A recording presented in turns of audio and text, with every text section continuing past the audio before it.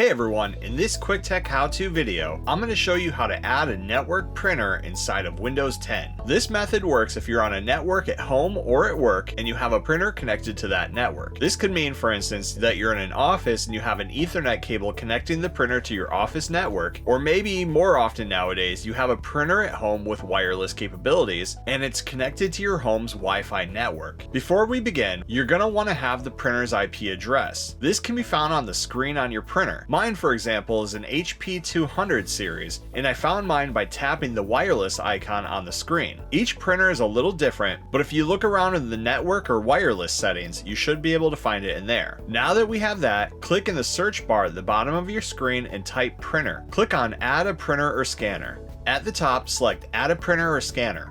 Windows will then scan your network for networked printers. There's a good chance that if you're on your home network, Windows should be able to find your printer and it'll show up here like mine did. If so, choose it and hit Add Device. Windows will then install your printer and you'll be good to go. If not, or if there are multiple printers on your network and you want to be sure that you're adding the correct one, then select the printer that I want isn't listed.